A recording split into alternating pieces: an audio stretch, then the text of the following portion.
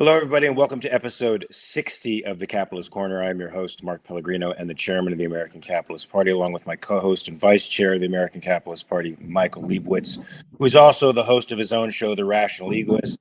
And I'm sure there's something amazing going on that show as we speak. Are you posting anything interesting that we should know about? Not today. No. I'm hoping in the next day or so I will get something up. We'll just have to wait and see. Tell us about the last show, though. The last show was with Jim Valiant, and it was all about the role of humor in the good life. But I'll tell you what is not funny is when they're installing solar panels on the roof when you're trying to record a show or stream a show live and record it. So I apologize for any background noise. Yeah, well, we might have a discussion at some point as to whether the installation of solar panels on the roof of your house is a good thing or a bad thing at some other point in time. Well, okay, so that sounds awesome because I think objectivists out there need to learn what that means, right? I mean, need to learn what means solar panels. No, happiness. You know? Oh, humor, yeah, no, for sure. It's because I get the sense they thought Rand didn't like comedy or humor because she was so serious, and they get the sense that humor is a bad thing in a person's life. It's actually not. It's very good, and it's an expression of joy. It's also sarcasm and being sardonic and satirical is a fantastic way of lampooning the evil in the world. By the way, evil should not be feared; it should be laughed at. It really should. Laughed at. Subby has chimed in and he said, now, Mark, you're going to have to give him the argument. I wanted to avoid this, but he comes in, Subby comes in, Sebastian Scalora, it's saving him $300 a month. Go ahead, Mark, explain the problem. This is true. I understand, Subby. My costs are exorbitant here in California. We have the highest energy costs in the nation, so my costs are pretty intense, and I had the option of going to the solar panels, but you have to keep them up there for 25 or 30 years. And if you decide that the technology is outmoded, they found some other resource that actually is better than them and much cheaper than them. You're forced to keep those solar panels up there, and you will incur all of the expense of removing them if you do not keep them up there for the full 25 or 30 years or whatever your agreement is. At the same time, the reason it's so cheap, the installation is free, the maintenance of them are free, the replacement of the solar panels are free, but somebody's got to pay for it, my friend. Nothing in life is free. So those companies are subsidized largely by the taxes imposed upon your neighbor, my friend. Unless you can tell me there's some other magical way in which these companies are subsidized. That's my. Well, everything in Connecticut is government stuff. So even what the hell do we have here? Eversource, I think it's called. That's all government monopoly crap. So whatever you do in regard to energy is the government's got its lousy mitts all over it. Hey, Kate, James Valiant said Rand loved humor. James, where am I getting the impression that she was so serious that humor bothered her somewhat? Is this a Nathaniel Branden myth that I'm passing on to the rest of the world? And also, if you watch the Ayn Rand movie, Helen Mirren portrayed her as a humorless, uptight. Why would you call it that? Why would you call it the Ayn Rand movie? Whatever it was called. What was it called? The Passion of Ayn Rand. Yeah. It was based on the Passion of Ayn Rand, right? By Branden's wife. Yeah. Ex-wife. Yeah, ex-wife. Okay, yeah, but it was that's true, ex-wife. But she played her, and admittedly, I talked to somebody about this recently who knew her and this relationship to this movie. She never read anything by Rand. She didn't read anything by Rand. I think she admired her as an individual of great determination, and played her like that with a sort of Hitlerian force, if that's a word. Just repressed, uptight, iron-willed, and pushing forward, close-fisted into life, with zero sense of humor.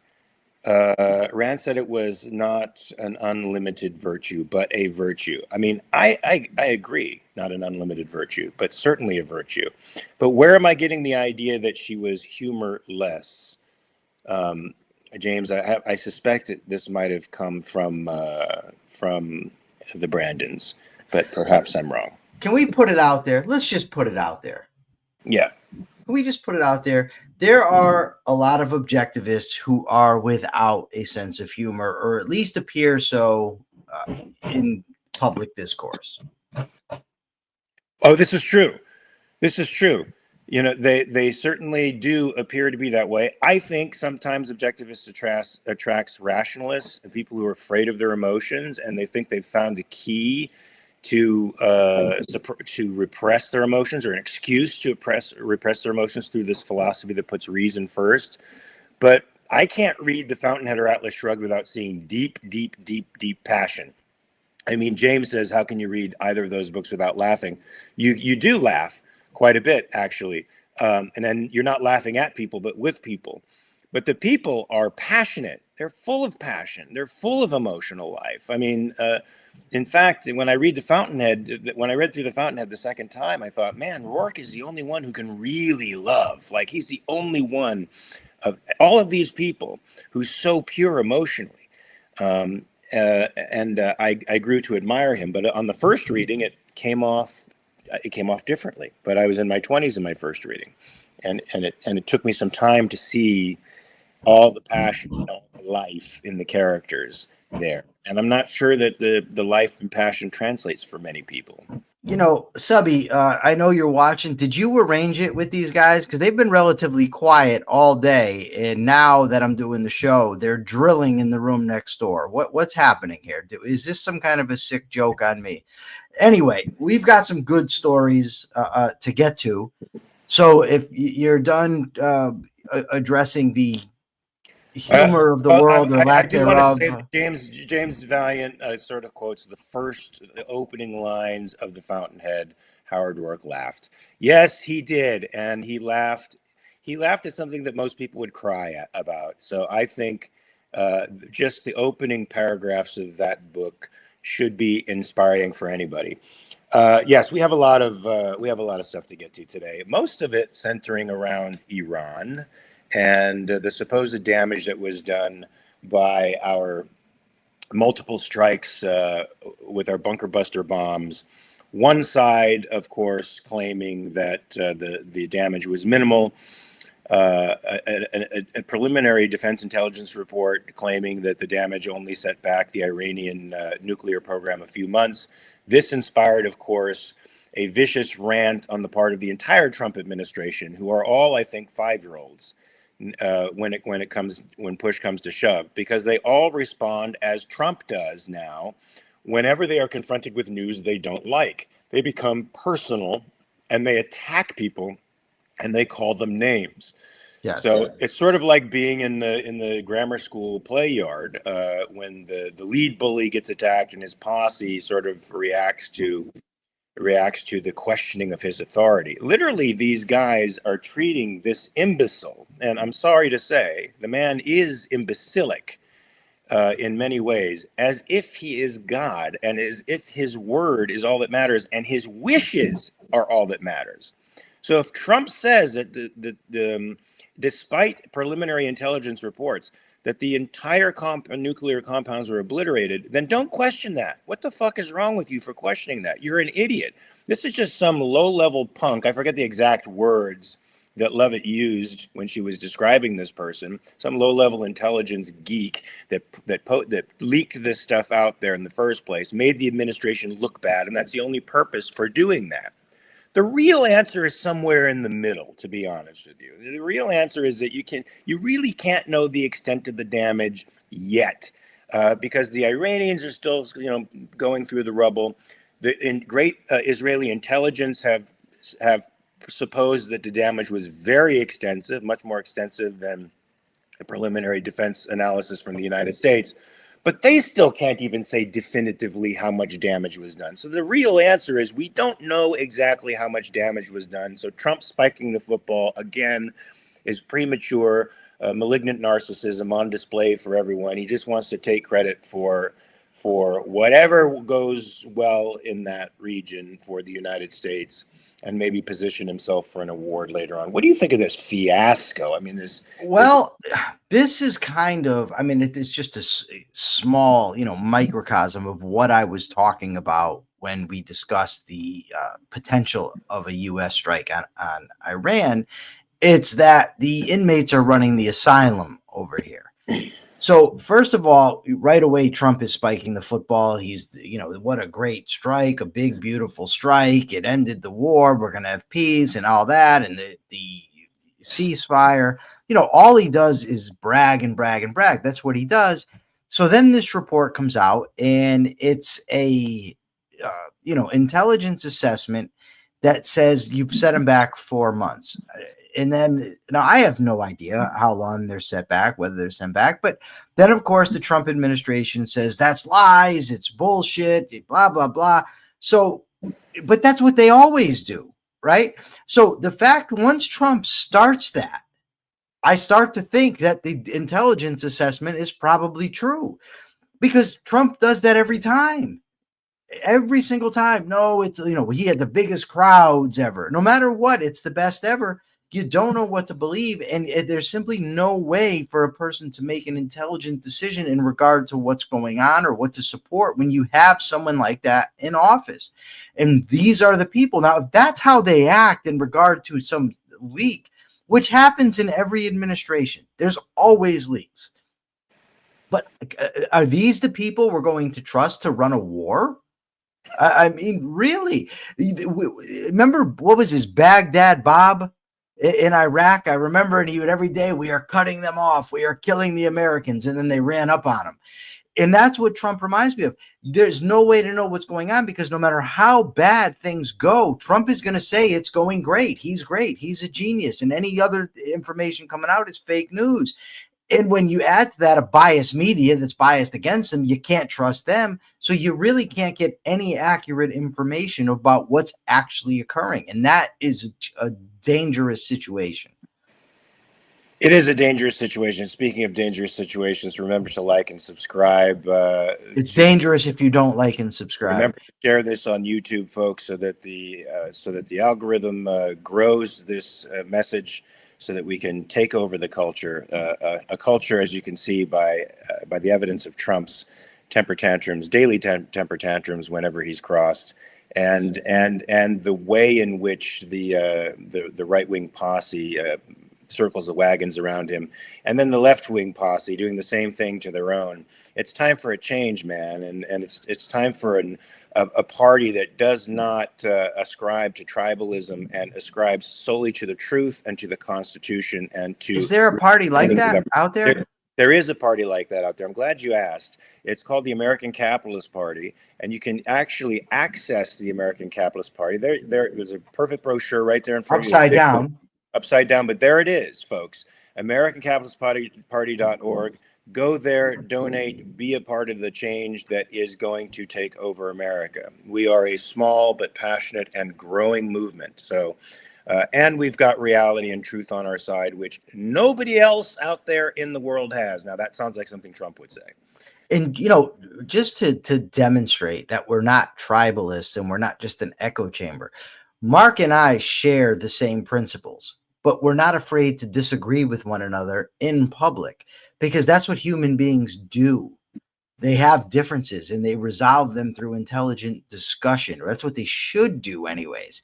If you're looking for an echo chamber and a tribal leader to get behind, the American Capitalist Party is not for you. If you're looking for a principled party where rational debate is welcome amongst members, we're what you're looking for. Yeah, listen, folks, the way that a free society course corrects is total transparency respecting information.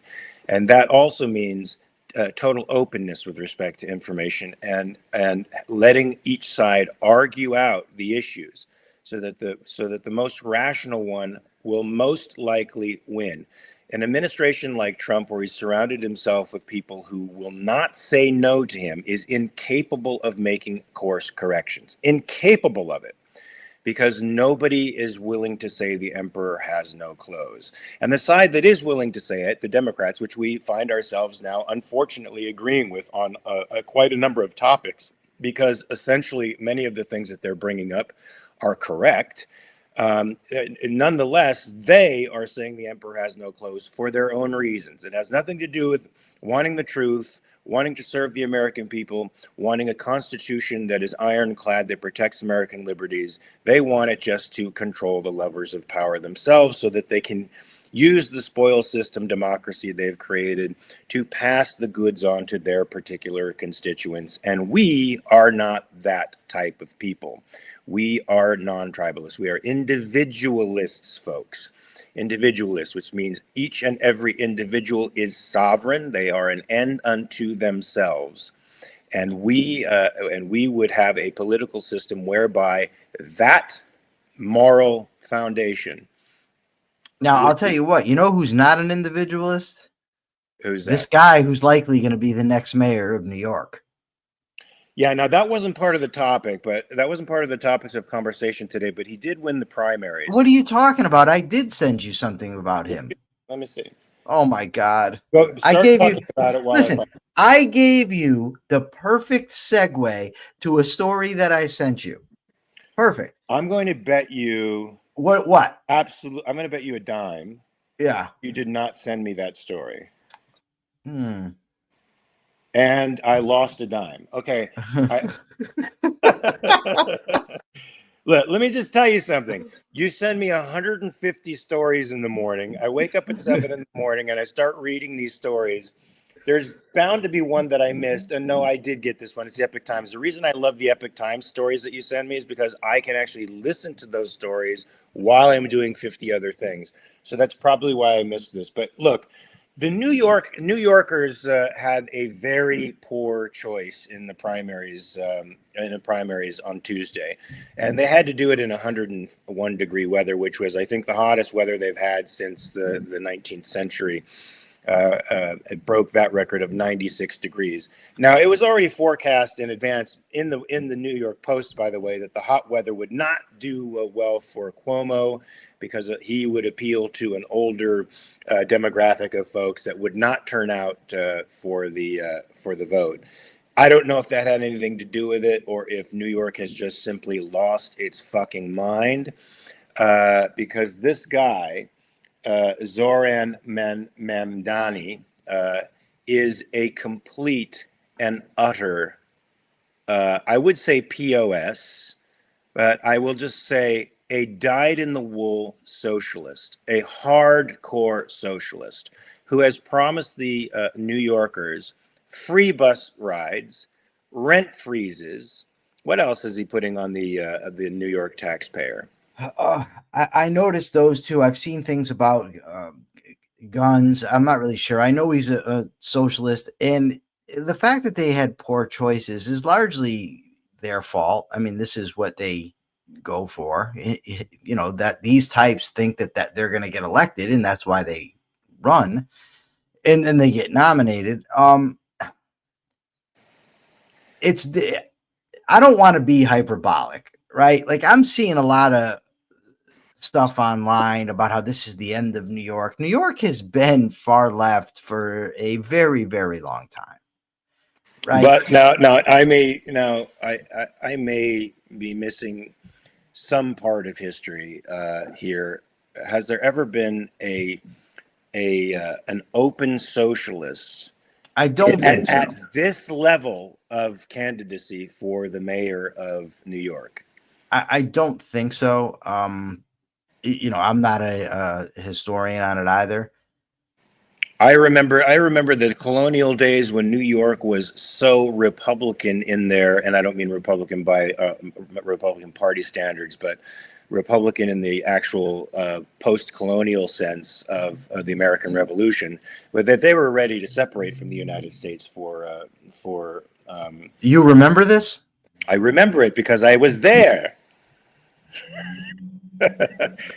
Okay. Yeah, So no, look, but in all look, seriousness, I mean, their options were between a sexual predator who is utterly and totally corrupt, clearly yes, utterly and totally corrupt, and a vile socialist. And most people said, "Look, I picked the lesser of two evils." Guys, it's still evil. yes, When are they going to have a none of the above choice? Do they think this yeah. ranked choice voting is the way to sort of make the none of the above choice? Well, that's what I wanted to get into. So with the ranked choice voting, what actually happens is you get to vote for who your favorite candidate is, and you rank them in order.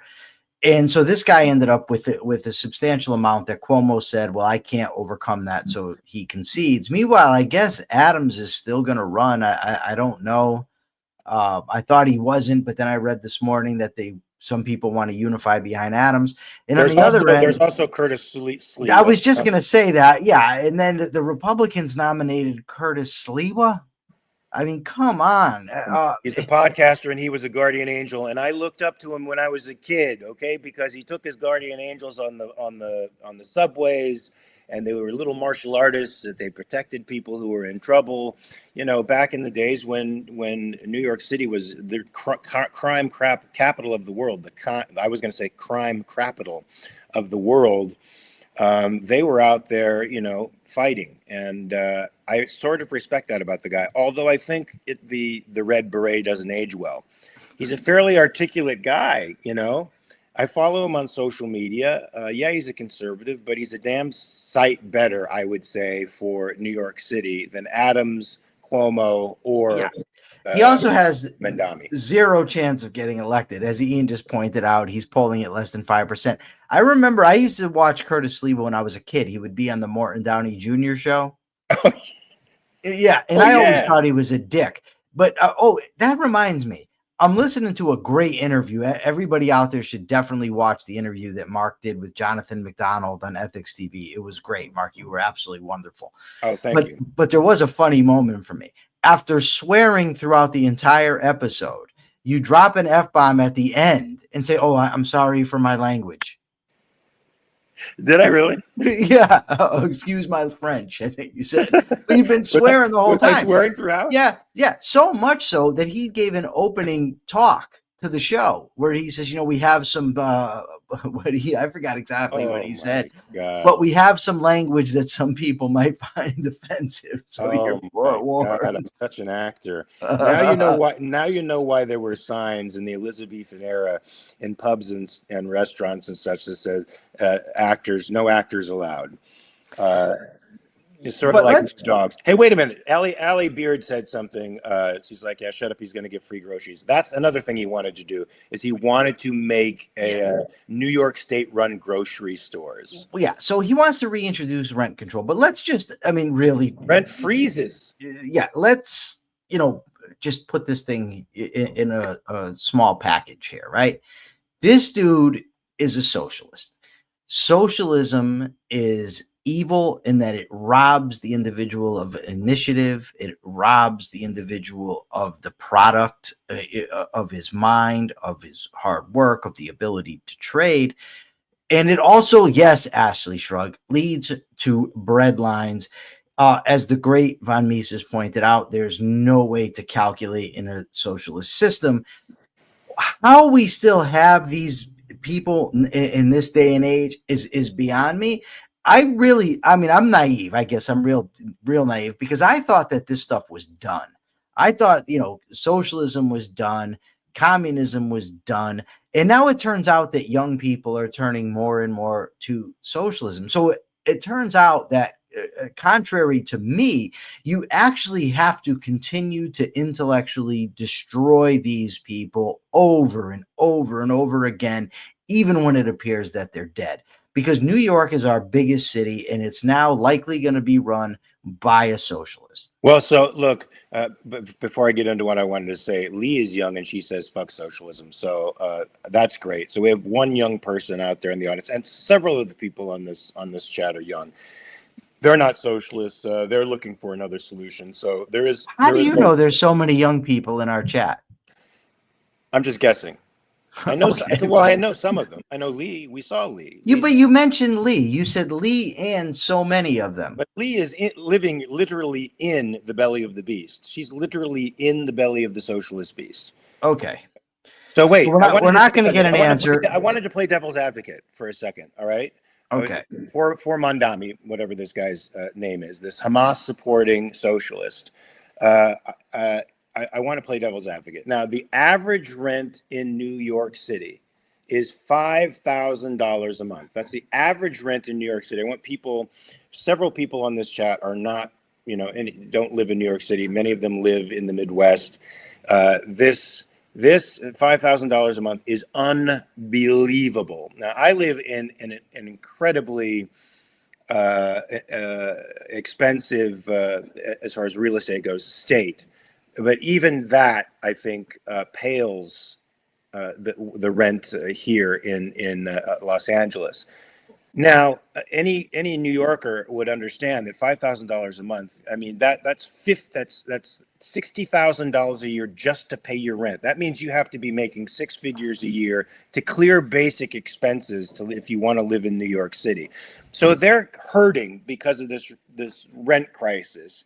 Now, Michael, a rent freeze to somebody who doesn't necessarily know anything about economics sounds like, okay, that sounds good. That might give me some relief. But what's wrong with it? Why will it not lower prices for rent? So let's just start with local zoning or zoning laws, right?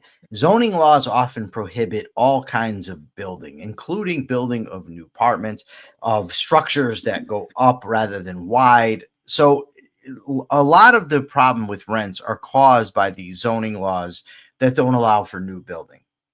So that's the economics. Plus, it's the assault on property rights of the right of property owners to do what they want with the property that they've purchased.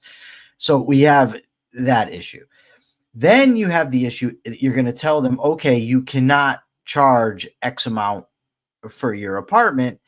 So you're going to use force to prevent that. So now you have the violation of rights, but you also have the economic inefficiency, because when you put a cap on price, you ultimately create shortages. Why? Of the thing that you're capping. Because if there's a product, let's say my cup, my great cup here, let's say this cup is selling like, it's hit market equilibrium at $1. And now the government comes along and says, no, you can only charge 50 cents for it. Well, what's going to happen now? People that couldn't afford it at $1 are going to rush in to buy it. People that could afford it $1 might buy two, but more people are going to go in to buy it. So you're going to have them running out. But at the same time, whoever makes the cups going to say, screw this. I'm not going to keep making these cups if I can't sell them for market value. So you're going to end up with less of them, and you just end up with shortages. And the same thing happens with housing. You're just going to end up with housing shortages. So yes, the apartments will be affordable. There just won't be any available. So let me ask you a question, because this sort of reminds me of something, an economic phenomenon that politicians love to exploit. Because it sounds like they're working for the public interest. So let's say an emergency happens, there's an earthquake or a typhoon or something like that, and there's a store available with supplies to help people through that. Oh, the old predatory pricing. Yes, right? So price gouging. Otherwise called price gouging. Now, why is price gouging actually a reflection of supply and demand, and not an evil thing, but a potentially good thing? Let's. I mean, our audience is we're probably speaking to the converted right now. But for those who don't know, when there's an emergency and a limited supply of stuff is out there to help people with respect to that emergency, prices will rise as the supply goes down and the demand increases. Now, that's a signal for people. I don't want to explain it, but I want you to explain it. That price rise is a signal that actually is very good for the market, and it's not allowed to happen unless prices are allowed to rise. Now, Michael, can you help? So they're talking about Cabbage Patch dolls. I remember those when I was a kid. So anyway, so again, you have the situation. You have a property owner who has a good that he or she wants to sell at a given price. The government comes in and initiates force against that person and says you can't sell it for a price. So you already have the rights violation. But what the price rise does in those situations is reflects the supply and demand of the price. So it allows those things to not run out because they are going to the people that can afford them most. Now, some people say, well, that's not fair. What about the poor people? But there's no way to allocate these things in a better way, because you have a limited supply. By definition, things are limited. And if in an emergency, for instance, let's just use bacon. Let's say bacon is what everybody needs. I know that's not, but I can't think quick enough to come up with something better. If everybody needs bacon during an emergency and you prevent the bacon from rising in price, then what's going to happen? The first people there are going to buy up all the bacon, because they know that bacon is in short supply and they're able to get it at a cheap price. So then what happens? Well, now the government might come in and start rationing and say, no, you can only buy a given amount. It's got to be a low price. You can only buy a given amount. But now what ends up happening is the producers of these things, well, if this continues, now if it's just an emergency and quick, it's still a rights violation, but it may not have the ramifications, of a long-term problem. But once the uncertainty sets in that the government can step in and do this when they declare an emergency, people stop producing. They go into, other avenues, because why would I produce something if I'm going to end up getting ripped off? It costs money, time, and effort in order to produce these things. Right. And if I can't reap my profit from it, I'm not going to do it. And people will say it's an unfair profit. There's no measure out there of what an unfair profit is. Well, let's speak beyond that for a second. When the price is allowed to rise, it sends a signal to entrepreneurs out there to supply more of that good. They want to take advantage of that high price to make a profit. And so it tells them where a need needs to be answered. And so they end up sending supplies to that area. And of course, that puts a downward pressure on the prices. But of course, they're doing it to make a profit, but it puts a downward pressure on the prices. And that's what's important. Prices are signals for industry. They're signals. They let people know where needs need to be answered. A perfect example of that in our COVID times was when the price of toilet paper wasn't allowed to rise relative to the demand of it. And so people would go looking for toilet paper and the shelves would be empty. And finally, stores had to start rationing them to, you only get one pack of toilet paper every time you come in here. Of course, people get around that by just sending 10 members of their family in to buy separate packs of toilet paper. But still, the prices should have been allowed to rise relative to demand. And that would mean you, as a human being, have to economize. Do I want to spend this money on toilet paper? Is it really this much of a necessity for me, or should I spend it in other places? It forces you as a human being to take moral agency over your life, and you're laughing at me again. I'm laughing because you're saying, well, I'm going to decide if I actually need toilet paper. Okay. I mean, if you want to decide you don't need it. There is a reason people in Asia shake hands with their right hand and never touch you with their left hand. I'm just saying, relative to your own life, the same thing happened when prices rose. Don't give me the head slap. The same thing happened when prices rose with gasoline. When they went up to almost $6 under Obama, people started economizing. Of course, you need gas, and in California, you need to drive your car everywhere, but people started finding alternatives because it got too expensive economically, and the prices were not allowed to signal the industry to bring in more supply. And so they remained high, and people used other alternatives to save money. So I sent you an article this morning by Donald Boudreaux, who's one of my favorite economists. 25 years ago or 24 years ago, I read an article by him, and it explained the exact phenomenon that you're talking about. And he said, look, he said Ronald Reagan and Margaret Thatcher ruined economics. It was a joke, and I'm probably going to get some of it wrong because it's a long time ago. But anyway, he talked about how when the government put price controls on oil, you ended up with shortages. But then Reagan and Thatcher came along and allowed for a freer market. So what ended up happening is, yes, initially the price rises, but then companies see that they can make a profit, so they rush in with things, and you end up with it drives costs down, drives prices down, and you don't have shortages. So you end up with a better situation all around. When the government comes in and screws with things, it ruins those signals that you're talking about. It ends up with allocating, the government doesn't, but resources and goods end up going to other places where they are going to get a better profit. Lee asked what I'm drinking here. It's gasoline. I drink it. It's actually Allie. Oh no, Lee asked and Gasoline. Allie asked. Everybody's obsessed with what Mark's drinking. Every day I'm on here with my cup. Nobody ever asks what I'm Well, drinking. because we assume what it is. Vodka. You know, I went out last night with two old friends of mine, and we used to go out and we used to pound Night Train, Blackberry Brandy. You know, You they guys used are to drink so whiskey. so ghetto. That's so Yeah, ghetto. right. Well, that's what they had at the bootlegger. You know, we were underage drinking. I'm drinking water, Shay. So last night I go out with these guys, and I don't drink nows, but I was laughing so hard. They ordered these fruity drinks, like they're one of them was pink.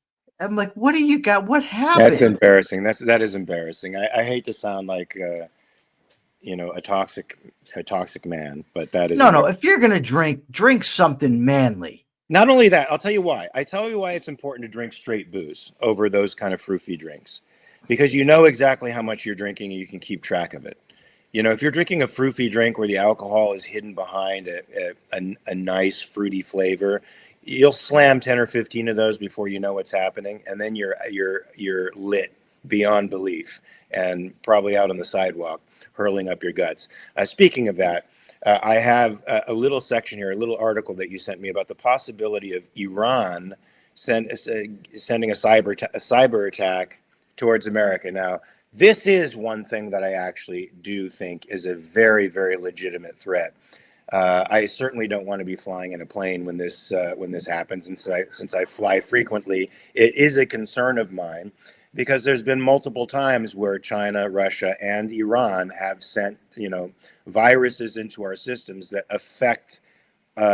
could affect a lot of valuable, even vital systems, our banking systems, our electrical grids, and even the systems that help run our transportation, like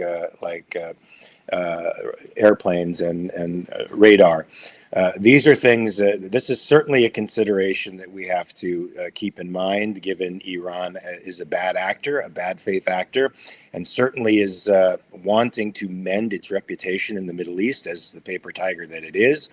And certainly delivering a blow to the United States like that would, in some measure, recover the self-esteem it feels it's lost through getting its ass beaten by both America and Israel. Do you have the same sort of fear that I have with respect to these cyber attacks? A little bit, but that's actually. I'm glad you gave that take, but that's actually not why I sent it. The reason I sent it is because it's the Trump administration warning about these things, that this is a potential. The same Trump administration who is claiming victory and how everybody's going to abide by the ceasefire.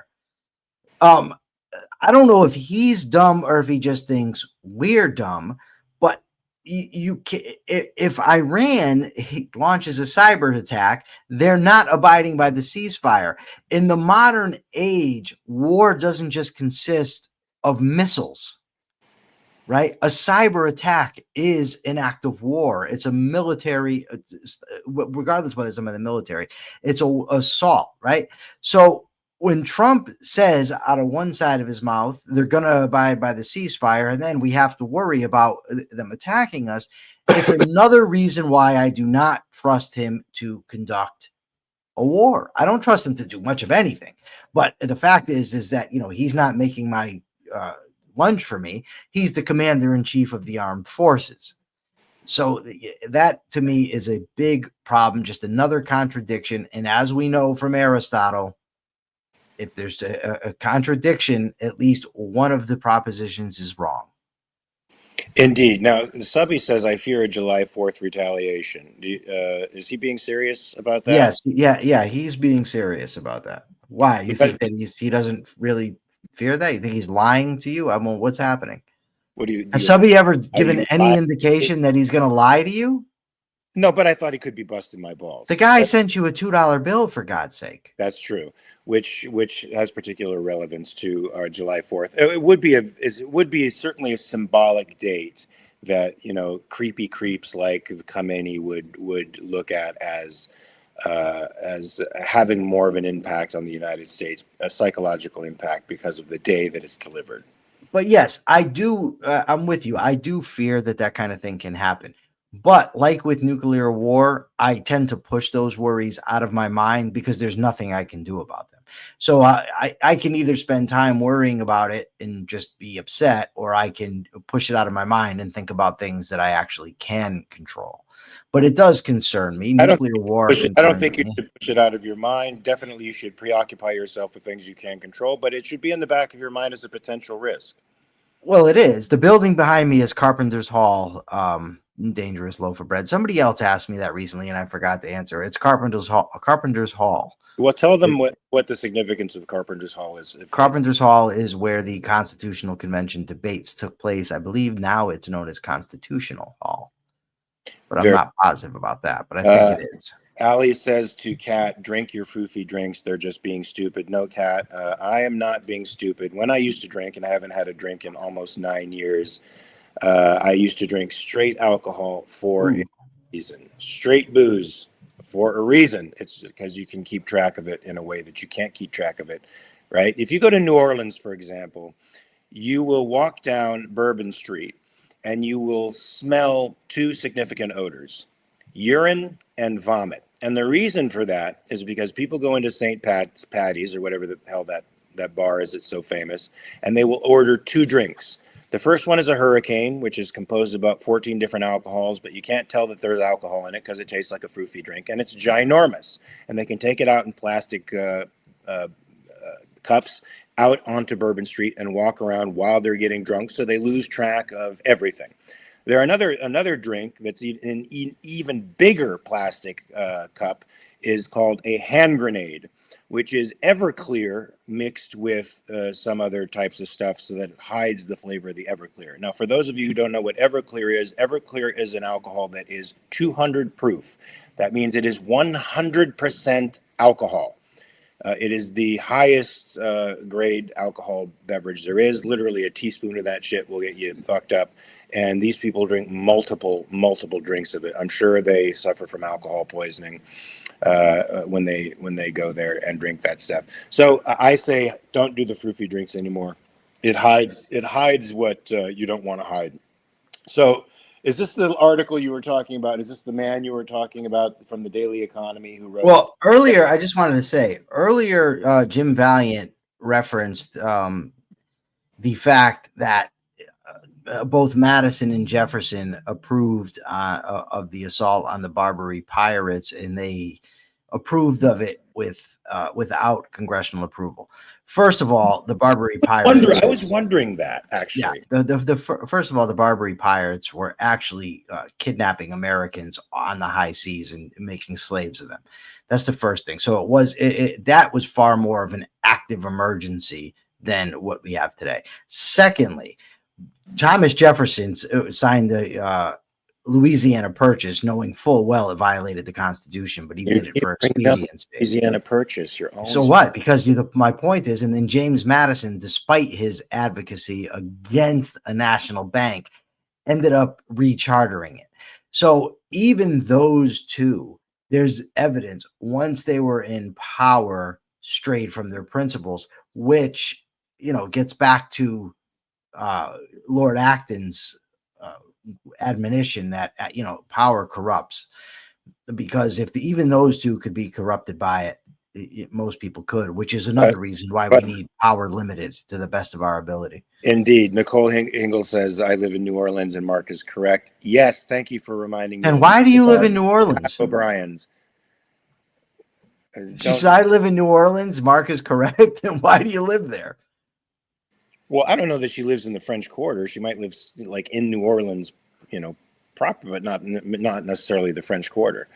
The French Quarter is a little spot in New Orleans, my friend, that encompasses more than just that.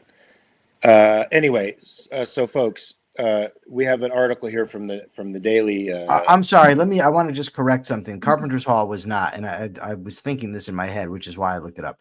Carpenter's Hall was not where the Constitution was debated. Carpenter's Hall was where the Declaration of Independence was signed. It was certainly where the Constitution, where they all gathered together for the first time to actually have a meeting with respect to what they might have debated the Constitution there too. Now I'm interested. I thought that happened later, my friend. That happened later. but I don't think they It debated was that. still in Philadelphia. But much later. What do you mean much later? 11 years later. Yeah. That's not much.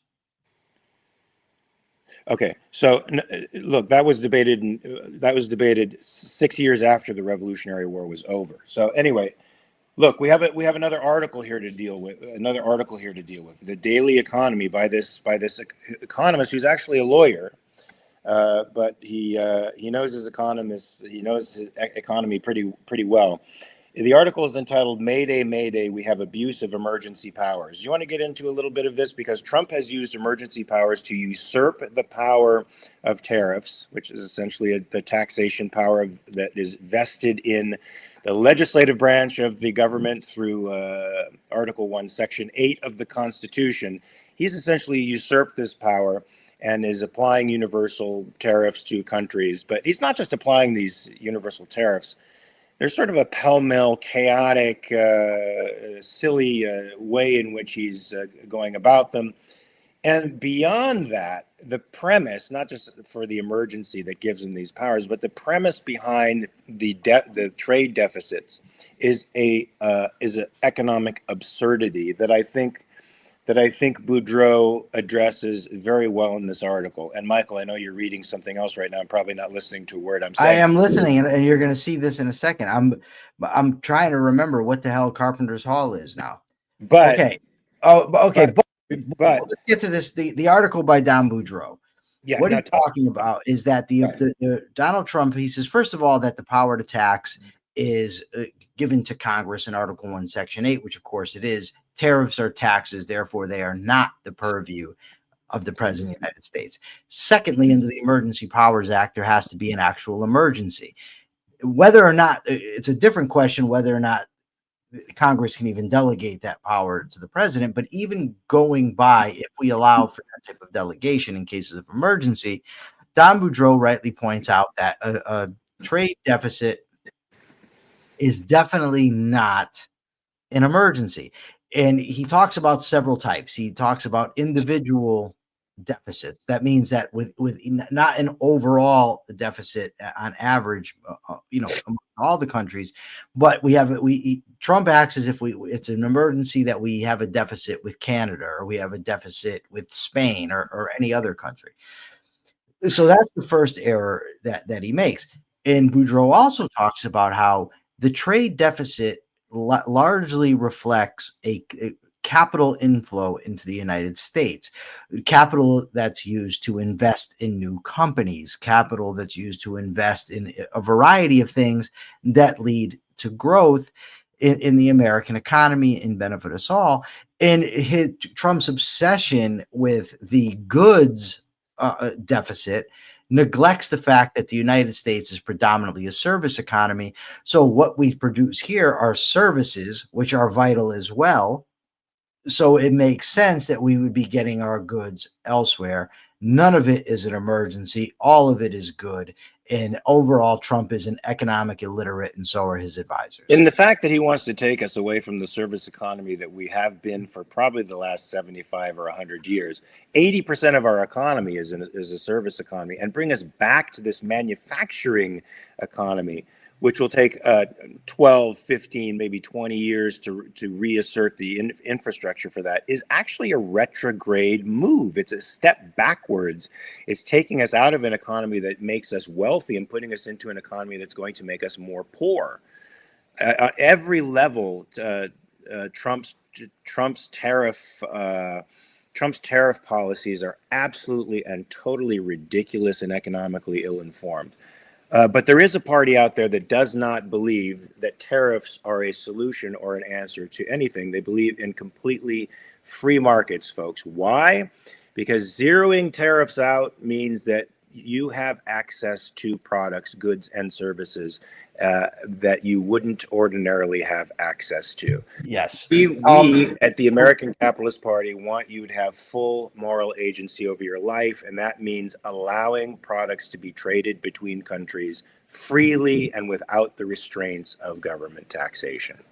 I'm getting shredded. I just want to say, first of all, the fact that you didn't give me credit for getting every piece of the article by Don Boudreaux correct while I was reading something else, I should have been given credit immediately. Second, I just found out that You're something like Trump right now. yeah, Carpenter's Hall actually was where the First Continental Congress was held.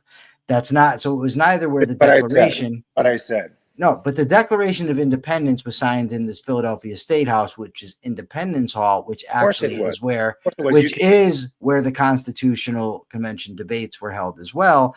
But now this guy's telling me that this is not Constitutional Hall, so now I got to get a picture of Carpenter's Hall. I thought Carpenter's Hall was much smaller than that. That's why I didn't recognize it. Anyway, yes, you did get most of that right. I will give you some credit for that, but don't throw a tantrum. That if I okay, now I don't know what the hell this is behind me because it's definitely not this. Carpenter's Hall is indeed a red brick building. So what is behind me? Is this Independence Hall, perhaps? No, that's not Independence Hall, for crying out. Oh my God. I don't know what it is, but it looks English.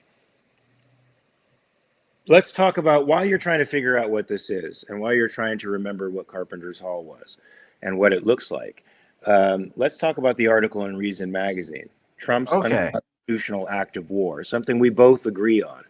Yes. So let's talk about that a little bit, because this isn't the first time, of course, that a president has engaged in an unconstitutional act of the use of force. We remember in 2011, what Obama did with Libya and what kind of problems that caused in Libya. But certainly Trump and his people are claiming that what he has done is within his powers as the executive of the United States, as the commander-in-chief of the armed forces.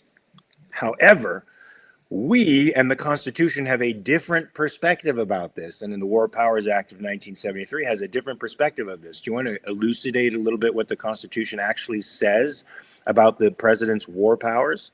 This is not why I sent you that article. It was not because of it seems like I never seem to get why you send me the article. Because if you continue to read the article, there was actually it's something in there about how Neil Gorsuch and what's his name, Samuel Alito. Well, little teeny Supreme Court decision is that like a little paragraph. Well, but I couldn't just send you that. I had to send you the whole thing. All right, talk about the punchline then, if you think it's going to add substance to this. No, we could. I'm getting a text now from Subby. He's sending me something. Fifth Avenue, whatever. I don't know what the hell he's telling me. Okay, so the first thing is that, yes, it's unconstitutional. That guy's correct. Great article from Reason magazine. The second article that we're talking about has to do with revoking federal parole. Revoking people's freedom. I didn't even read that section because I thought it was a separate article that had nothing to do with what we were talking about. And Deeper with Diego says something here that you need to know. So, all right. Michael sends his co-host articles without any show notes. Michael is like, bro, read my mind. Okay. No, because what he could have actually said, Deeper with Diego, is, okay, you've sent me this two articles. Which one do you want to discuss? Or he could have said, okay, there's two articles in one. Which one do you want to talk about first? And as we've already seen, he doesn't read everything I send him anyways. I read everything. When do we have time? Except for that. When do we? Except for what? Okay, I got two questions. Pre-show meeting. Hold on. Two questions for you. Did you know that I sent you an article about the mayoral race in New York? Yes. You didn't. You said I didn't send it. I forgot. I read it. Okay. But I read it. I read it with the voice. So I read it with an audible. So I forgot that it was actually something. Okay. Did you read the extensive article that I sent you concerning the American founding? Yes. No. You did. No. Well, hold on. Yes. No. Which one is it? It was a 45-minute article, and I'm halfway through it. No, it's not 45 minutes to read. That's not true. It's 45 minutes if what? If you listen to it audibly. Yes. Okay, but you didn't read it. I am a slow reader, and even at one. Oh my God. Even at but this is the point. Okay, I should have sent you show notes. But anyways, I'll send you show notes next time, and then you're going to get confused. All this arguing, you're actually agreeing with Diego. Thank you very No, much. I'm just trying. Don't forget to hit like and on. subscribe, people, and to share this on YouTube, because these arguments that we're having right now about nothing in particular need to go out there to the world and be seen. They do. So what it had to do with is whether a judge can use criteria to revoke somebody's parole that are not explicitly stated in the statute. And evidently, Gorsuch and Alito, two textualists, say, sure. I get these friend requests. I just got a friend request from these women. And it's amazing because evidently they're all beautiful. I evidently have beautiful women from around the world who are just dying to be my Facebook friend. And it's funny because every now and then I'll just accept to see what happens. And within 30 seconds of accepting, I get the instant message from the person. Okay. I want to find, though, what the criteria was that is missing from the, okay, that's here.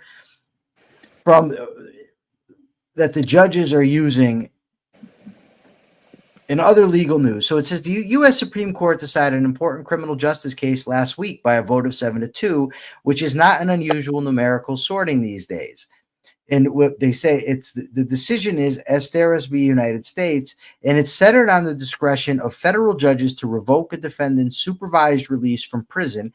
Federal law says that a judge may only revoke supervised release after considering a list of sentencing factors set forth in the federal sentencing law. Conspicuously missing from this list, stated the majority opinion of Amy Coney Barrett, was a different provision set forth elsewhere in the law, which directs a district court to consider the seriousness of offense. So it's not in the list of things. So the point here is, again, and Jim Valiant, I think, will agree with me on this, statutes need to be interpreted by plain meaning, as does the Constitution. We cannot allow judges to get creative. I am surprised that Alito and Gorsuch would be the ones who wish to get creative. I don't know why you're surprised. I should not be. I am almost never surprised anymore at what the Supreme Court gives us. So we're not going to be able to get to the article that I only partly finished. But no, and we can't do it tomorrow. And why can't we do it tomorrow? And you can do it tomorrow, but okay, you can do it tomorrow. But tomorrow I will be on a plane. I leave here at 6:15 in the morning because I'm on my way to, I think it's Morristown, Tennessee, just outside of Knoxville, to do an appearance there. I will be there Friday, Saturday, and Sunday, folks. For anybody in the area, come on out and drive. Allie, that means you and hubby. You're going to drive all the way up to Knoxville. That's right, to see me, whether you like it or not. And it's going to be a grand old time. It's going to be a small con, but it'll be fun. And because they're always fun. I always have fun seeing the fans. And you can talk tomorrow about the Founding Fathers' moral revolution. And I think you should post this article by C. Bradley Thompson. He's one of my favorite. I already did. Good. Okay, good. He's one of my favorite intellectuals out there, folks. You should read what he writes anytime you can, and subscribe to his. It may be a Substack with the Redneck Intellectual. I get the emails of his Redneck Intellectual letters every week or so. I know you don't because you're not in the club. But no, but I have others that send me these things. Okay, I see. Actually, a personal friend of Ayn Rand sent it to me. Oh, I'll just put that out there. Oh, I see. I wonder who that is. Well, you're not going to find out. But I know. Tomorrow, Jim Valiant should be with us. And it turns out this is some hotel that's on Fifth Avenue in New York. I don't know. I asked for Carpenter's Hall. Now I got to change the building. But the capitalist thought of the day. Thank you. Let's address this. America is the capitalist country. Despite the fact that we've never lived up to our ideals entirely, the fact that we moved away from them in many ways, nevertheless, the founding of this country was based on individual rights. Those individual rights are codified in the Declaration of Independence and in the Constitution of the United States, neither of which were debated in the building behind me. But nevertheless, they are extremely important documents in our history. But more important than the documents are the principles that they embodied. And John Adams stated, and you can see this in the article, that the revolution took place in the minds of the people of this country before a shot was fired at Lexington. We once again need to have a revolution in the minds of the people of this country, in a sense where they recognize individual rights, respect them, respect and admire individual achievement, all the things that capitalism unleashes. And that's ultimately behind all the banter and all the bickering and everything else. That is what this show is about. It's about changing minds and bringing people over to the moral side, the side of capitalism. Very good. Yes, I wouldn't call what we do bickering. I think it's... We bicker. But we bicker in a fun way. But I know... So what? It's still bickering. Now you're going to bicker with me about bickering? Bicker with you about bickering. We're going to be called the Bickersons from now on. I know tomorrow with James Valiant, you're going to discuss this article on the Founding Fathers' Moral Revolution, because I think it's very, very, very important to discuss this article. Yeah, Jim will be thrilled when I send him this 45-minute article. He can also correct you on some of your other issues with respect to the Constitution. But we'll deal with that, or you will deal with that tomorrow. Well, I am on my way to sunny Tennessee. I hope it's sunny, because June is tornado season. And the last time I was in Nashville, we got evacuated down to the basement of the complex that we were staying at, because 3 tornadoes were tearing through there. So let's hope that doesn't happen in Knoxville. Let's hope we have a safe trip there. I'm bringing my old pup, so come out and see Frankie. He's usually a star of the show anyway. And you can pet him, even though at his age of 126 years and dog years, he sort of is a little sketchy about being petted, but he's still, if he thinks it's me petting him, he's okay. So there you go. Anyway, folks, until tomorrow, remember to check your premises and be here at 9 a.m. Pacific, 12 p.m. Eastern time to watch the great James Valiant and the great Michael Liebowitz put on a great show for you. Until then. And go to YouTube and share this. Go to YouTube and share this. And until then, I will see you in a few days. All right. Peace.